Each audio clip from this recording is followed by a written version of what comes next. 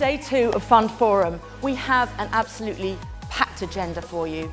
From trade wars to China to the end customer, we aim to challenge, inspire and entertain. And that is exactly what the very first item on the agenda did, with an impactful discussion about shifts in global economic leadership and some striking opinions from Asia investment experts. It's quite astounding to me. I've been investing in Asia for 20 odd years, and for the first 20 of those years, the US was the grown-up in the room. And Asia was the eager child sort of sat at the grown-up's knee trying to learn things. And the last 2 years, it's just flipped like that. I've been talking for quite some time about the concern that America first really means not just America alone, but America withdrawing, and that China is more than anxious and ready to sort of step into the breach of global leadership, and we can see that with the commitment now, One Belt, One Road, the investments in Africa and other places. So that's a real dynamic we have to be aware of. And a hugely growing middle class in Asia too, so the economic outlook there is exciting for investors. For the first time ever, the middle class is the largest global demographic, and these are people who are going to want to buy the things that we create and consume the services that we provide. Great opportunity for investors. But one that also requires in-depth local knowledge. I think the mistake some fund managers make is they're waiting for clarity. And China is moving so quickly, there'll never be that clarity.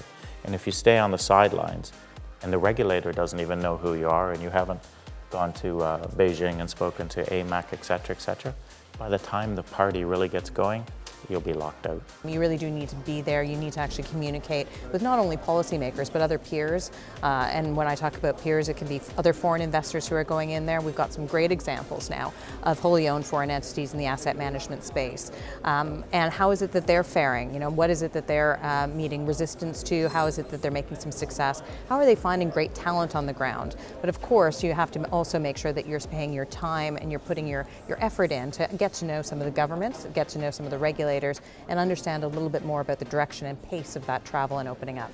And different geographies do have significantly different approaches, from ESG to fintech, artificial intelligence to the use of data. Whereas in Europe we believe my data, my way, GDPR, etc.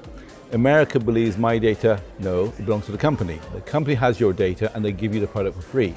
In China, they believe the government owns the data. They are responsible for your health and well-being.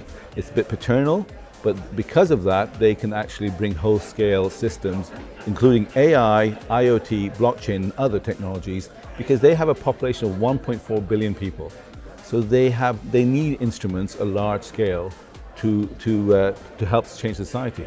And whether it be Asia, the US or Europe, it is society and the end customer who will increasingly dictate industry strategy. Blackrock has surveyed thousands of end investors and found that one of the 3 top sources of stress for them is their financial situation. So financial well-being is a key component of the overall personal and individual well-being.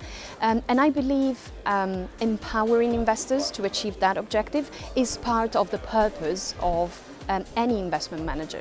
Being fiduciary to clients and allowing them to achieve their outcomes is what we're here for.